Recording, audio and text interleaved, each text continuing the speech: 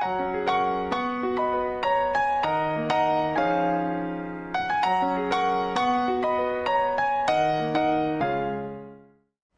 začetek, da čist začnemo konkretno razmišljati o učinkih, o vplivanju, kaj vse vpliva na nas. To je ena taka shema, narejena čist na pamet iz glave, kaj vse vpliva na nas in kaj vse vpliva na družbo. Če samo šibamo čez, ni to nič strokovnega, ampak res samo en razmislek. Že na otroka vpliva primarno socializacijo, vplivajo starši, vpliva okolje, vpliva njegova družina, kraj, kjer živi. Potem vplivajo na posameznika njegove osebnostne lastnosti, vpliva karakter, karakteristike, temperament. Vse to je tisto, kar vpliva. Potem recimo, če gledamo enega posameznika, ki odrašča, nanj vplivajo prijatelji, okolje, družbo, v kateri se giblje, in pa ves čas vpliva na nas družba, okolica in družba v bistvu v najširšem možnem smislu in še bi lahko naštevali. Torej, cel spekter stvari, ki vpliva na nas. Kaj pa vpliva na družbo? Najbolj generalno lahko rečemo, da na družbo vpliva politika, verjetno je to en prvih odgovorov. Trenutno aktualno vpliva tehnologija, ki je zdaj v razvoju, so nove stvari in vse to vpliva na to, kako družba deluje in kako posamezniki v njej delujemo. In načeloma, smo tudi že slišali v prejšnjem predavanju, ja, mi smo tisti, ki vplivamo na družbo z vsakim svojim dejanjem, z vsem tem, kar smo. Ampak, ker govorimo o neformalnem izobraževanju, kako pa vpliva neformalno izobraževanje na nas in kako neformalno izobraževanje vpliva na družbo.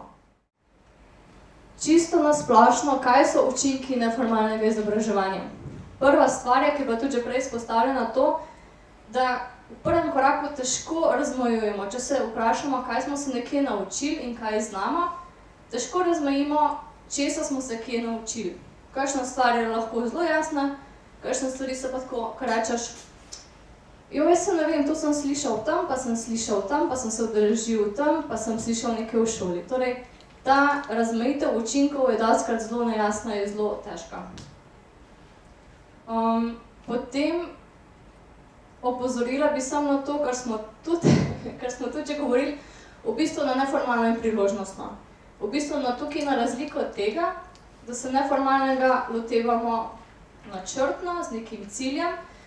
Priložnostno je pa tisto, kar se naučimo, pa se tega mogoče niti ne zavedamo, oziroma se zavedamo, ampak pride samo po sebi.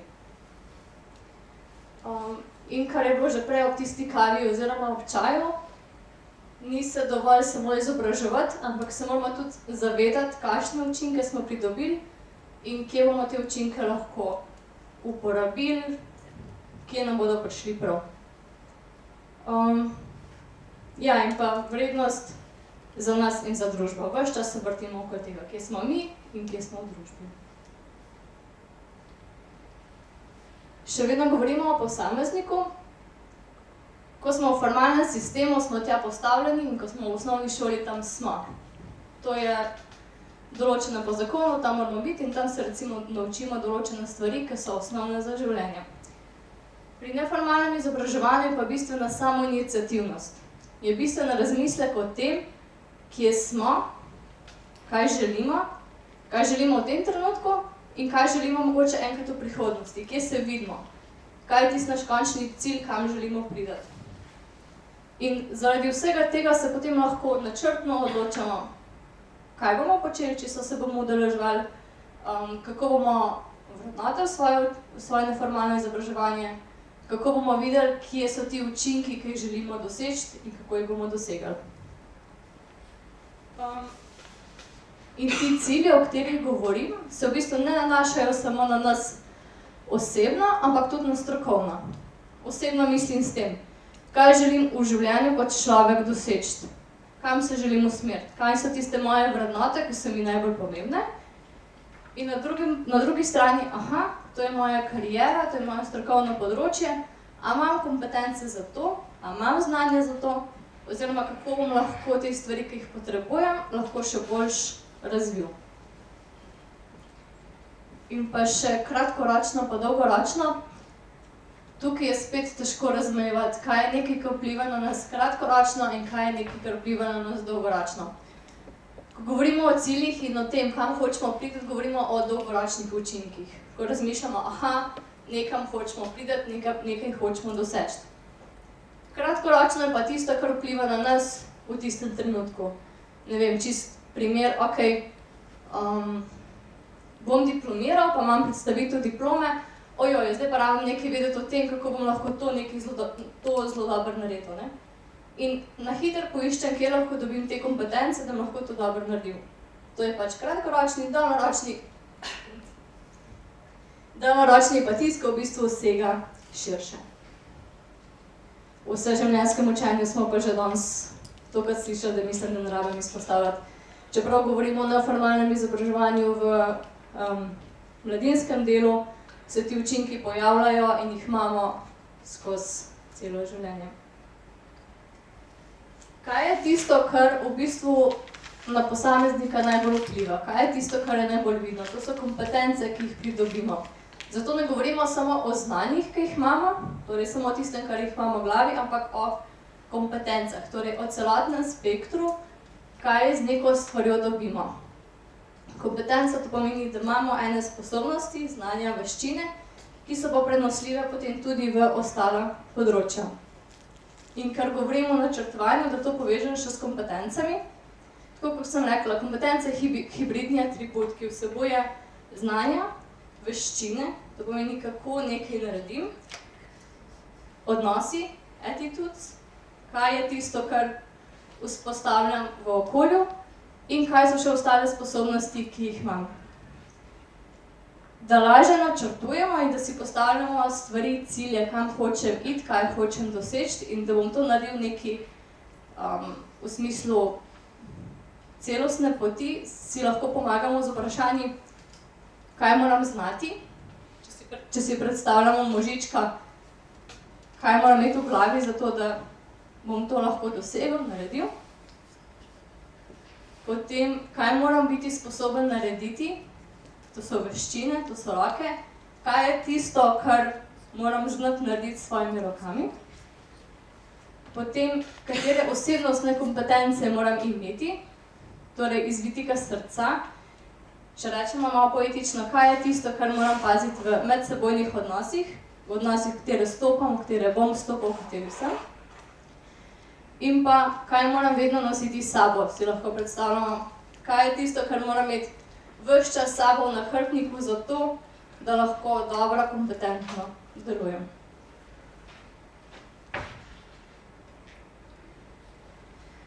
Zdaj pa za vas še en tak izziv, ki govorim, pa hočem hitro govoriti, pa mi pa že glasu zmanjkuje. Pomembno je, da se znamo pri neformalnem izobraževanju pa pri učinkih tudi malo pohvaliti. Da znamo pri sebi prepoznati, to sem se naučil, to smo danes že povedali, ampak včasih se je pa treba znati tudi pohvaliti. Lej, jaz pa to znam, jaz pa to vem in v tem sem dober. Tega se mi zdi, da včasih premalo, prav zaradi tega, ker se premalo zavedamo tega, kaj vse smo pridobili, kaj vse znamo. Ker se naučimo v neformalnem izobraževanju, to, kar pridobimo, s tem znanji, s temi kompetencami, potem v družbo tudi aktivno vstopamo in jo lahko tudi aktivno sooblikujemo, po potrebi spreminjamo in v njej kompetentno delujemo.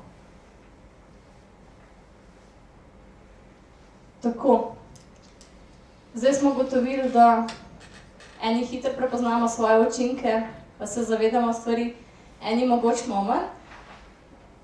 Pri tem, da se učinkov zavedamo, lahko pa zelo pomaga beleženje. O tem se mi zdi, da se v zadnjih letih tudi zelo veliko govori, tako da ne bom nekaj zelo šla v globino. Mogoče samo tako, da imamo v mislih. Beleženje je pomembno tako za posameznika, kot recimo za delodajalca, ko iščemo službo, ko menjamo službo, ko spremenjamo okolje, v katerem živimo, gremo nekam drugam.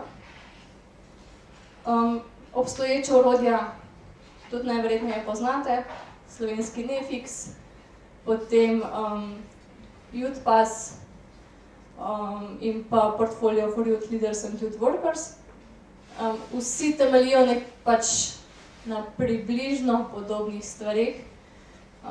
Nefix beleži znanja po različnih področjih, ki aktivno deluješ, sodeluješ in si potem pač vpisuješ stvari, da imaš zase in za delodajalca. Ker smo pa v modernem svetu lahko to beležimo tako v pisno knjižico, tako kot je tukaj, kot tudi v elektronsko verzijo. Potem UTPAS.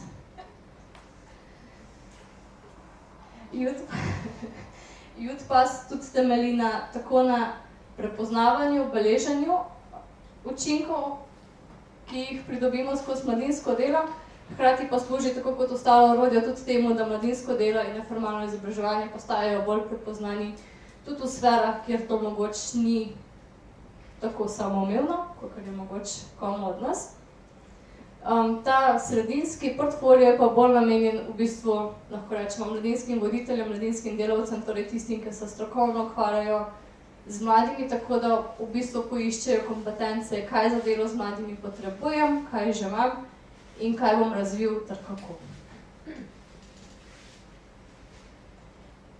Še tale stvar, ko sem se pri pripravi te predstavitve spraševala o uporabi teh učinkov mladinskega dela, sem začela razmišljati, a uporaba sploh kje ni možna. A je kakšno področje, kjer stvari, ki se jih naučimo v neformalnem sektorju, prek neformalnega izobraževanja sploh ni možna. Jaz odgovora nisem našla, nisem našla nobenega razloga, področja, kjer to ni možno. Tako da, če komu pade kaj na pamet, lahko tudi zdaj pove, drugače pa mislim, da so to stvari, ki jih lahko uporabimo, če jih znamo uporabiti, če smo sposobni uporabiti prav na vseh področjih, kjer se udejstvujemo. In pa vidnost, ki je za to poskrbimo, pa ki je ne. Ene stvari so tako, kot sem rekla, se izobražujemo in naredimo zase in je pomembno nam in vemo nam, da to imamo, da to znamo. Ene stvari so pa tiste, ki jih želimo narediti vidne tudi drugim, tistim, ki so v tistem trenutku pomembni. Sem pa našla še eno zanimivo misel, ker se gibljamo v polju mladinskega dela. Glede na to, da mladinsko delo kljub velikim spremembam in premikom v zadnjih letih še zmeraj mogoče ni tako vidno in priznano, kakor bi lahko bilo, tudi učinki, ki znotraj tega pridobivamo, niso taki, kakor bi lahko bili. Tako. In se v bistvu, ker sem govorila že več kot pol časa, bližam koncu te moje predstavitve. En kitajski pregovor, sem zato, da imamo nekaj za konec, pa ker sem začela sliko, tudi končujem za sliko, ampak ne končujem še čisto, končujem sem to predstavitev.